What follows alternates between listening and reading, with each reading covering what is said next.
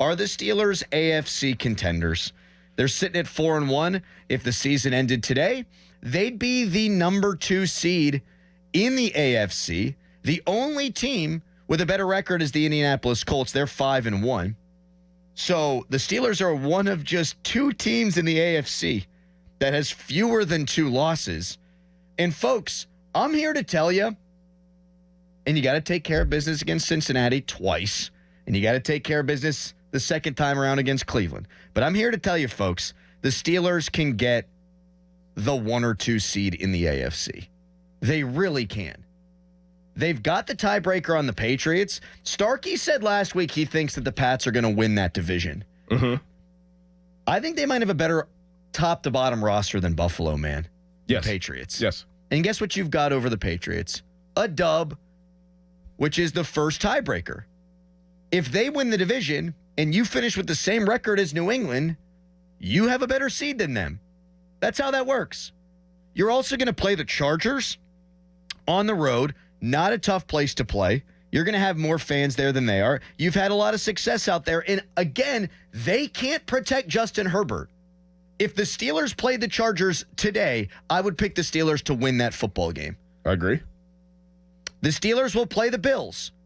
The Bills cannot win outside of Buffalo. At least they have not shown the ability to win outside of Buffalo this year. They beat Baltimore. Where was that?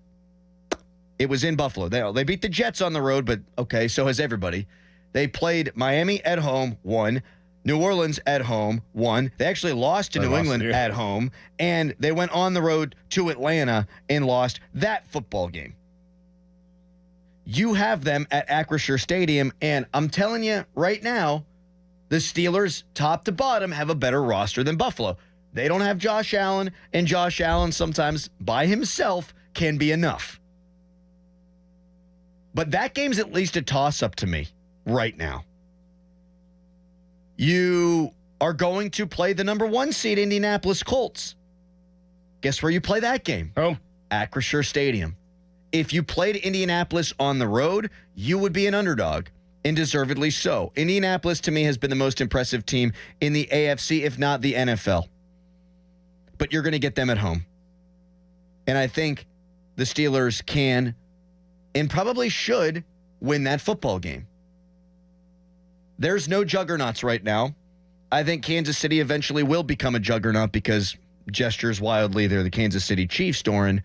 But right now they're 3-3, and guess what? You don't play them this year. So we asked the question, are the Steelers true, legitimate contenders in the AFC? I think the answer is yes. Absolutely. There's only one team that's played better than them in the AFC so far, and that's Indianapolis. Yep. That's the only one. What would give you pause? Health, sustainability of. See, like right now, and I know this is an exhausting talking point. We'll get into it even in more depth. But like, if I was sitting there and I looked around the AFC and I looked around the NFL and I knew that I was a contender and in the thick of things right now and really control my own destiny, and I had the cap space, like I would trade for a legit number 2 receiver because that could expand my offense even more, or as an insurance policy, just in case I wanted to go that route and use more receivers than I do tight ends. Or if we feel comfortable at a point where I don't have to use an extra tackle, I don't have to use Darnell all the time, even though that his whenever he's in the game that they win football games. I mean, I still use him, but like if I had an Olave and a Calvin Austin coming off an injury, I would try to patch up the potential holes around my roster right now if I had the cap space to do it, knowing that we can actually make some noise this year. I'm with you, and it's mostly about the injury thing because we've seen DK Metcalf, or DeKalin Metcalf as he would like to be referred to, is really good, and he's the guy that every defense is circling, and they still can't stop him. Mm-hmm. What happens if he gets hurt? Exactly. You're in the same situation you were in last year when George Pickens got hurt.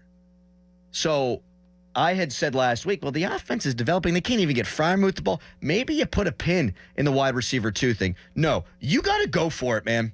This is why they did not tank this year. This is why they didn't even take a step back to take 2 steps forward, because you never know what could happen. Joe Burrow hurt, Lamar Jackson hurt, and they stink. And they would need to go on a historic run to probably catch you. if you just take care of business down the stretch. The Chiefs are 3-3. The Bills don't look as formidable. Like, I ain't scared of the Colts. I think they're good. I ain't scared. Do what you can to go for it now, because you have positioned yourself to be legit in a conference where there's not a lot of legit. Now you need to guard against injury.